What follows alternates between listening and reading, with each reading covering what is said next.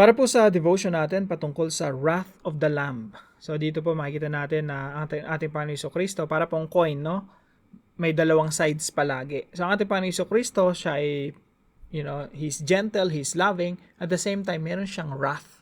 Kaya kagaya po sa verse natin rito sa Revelation chapter 6:16, may binabanggit po ritong wrath of the Lamb. Na yung mga tao dito na nagrebelde sa Panginoong Jesucristo, mas pinili pa nila na kumbaga manalangin doon sa mga bato at sa mga sa yungib at sabihin, fall on us.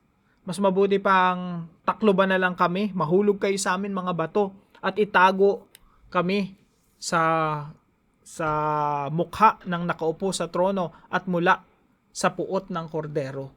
So yung ating Panginoong Jesucristo, meron siyang puot, meron siyang galit, at merong galit ang Panginoong Jesucristo laban sa kasalanan. At ang kasalanan ay dapat husgahan at hatulan. At sinasabi po ng banal na kasulatan na ang ating Panginoong Jesucristo ang siyang hahatol sa lahat ng kasamaan. Kaya mga kapatid, nararapat lamang na siyasatin natin ang ating mga sarili kung tayo nga ba talaga ay tupa ng Panginoon o tayo ay mga kambing. Sabi nga po rito sa verse dito, no, sa Matthew 25:31-32, kapag dumating na ang anak ng tao na nasa kanyang kaluwalhatian, nakasama niya ang lahat ng mga anghel, siya'y uupo sa trono ng kanyang kaluwalhatian at titipunin sa harapan niya ang lahat ng mga bansa at kanyang pagbubukod-bukurin ang mga tao na gaya ng pagbubukod ng pastol sa mga tupa at sa mga kambing. At dito po sa paghahatol na ito, yung mga kambing paparusahan, yung mga tupa, yun yung mga ligtas. Kaya dapat masiguro natin tayo ba yung tumatawag sa Panginoon na sumusunod sa kalooban ng Diyos. Again, sabi po rito sa Matthew 7:21-23, hindi lahat ng tumatawag sa Panginoon, kay Jesus na Panginoon ay maliligtas. Sabi po rito, not everyone who says to me, Lord, Lord, will enter the kingdom of heaven, but only the one who does the will of my Father who is in heaven. Ibig sabihin po, yung taong gumagawa lang ng kalooban ng Diyos Ama, sila lang yung tinuturing ng Panginoong Jesucristo na kanyang kawan, na kanyang tupa. Many will say to me on that day, Lord, Lord, did we not prophesy in your name, and in your name drive out demons, and in your name perform many miracles? Then I will tell them plainly, I never knew you, away from me, you evildoers. So mga kapatid, isa pong pruweba na tayo ngay mananampalataya, tagasunod na ating Panginoon Jesucristo, tayo ngay mga ligtas, ay kung ginagawa natin yung kalooban ng ating Panginoon.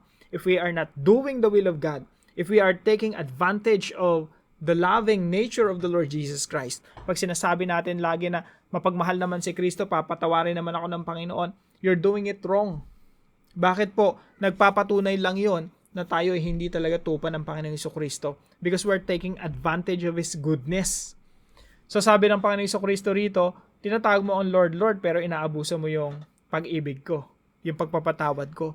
Sabi niya, I never knew you, away from me, you evildoers. Kaya isang taong namumuhay sa kasalanan, bagamat siya'y tumatawag ng Panginoon, Panginoon kay Jesus, eh hindi po tunay na kawan ng ating Panginoong Jesus. So maganda po mga kapatid na siyasatin natin ang ating mga sarili kung tayo nga ay talagang ligtas. Kagaya po sabi ng Apostol Pablo sa sinulatan niya, no, sa mga taga-Korinto, you examine yourselves whether you are truly in the faith. You have to test yourselves. Siyasatin natin ang ating mga sarili kung tayo nga ay mga tunay na tagasunod ng ating Panginoong Jesucristo. Again, yung tagasunod ni Jesus, ang pruweba po niyan, we're doing the will of the Father. Sino po nagsabi nun? Si Jesus mismo.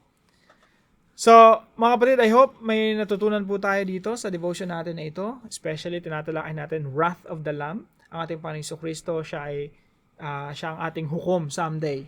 At yung wrath niya, ibubuhos niya laban sa mga masama. So, magkita-kita tayo muli bukas, alas 5 ng umaga dito po sa ating Daily Devotions. God bless you po.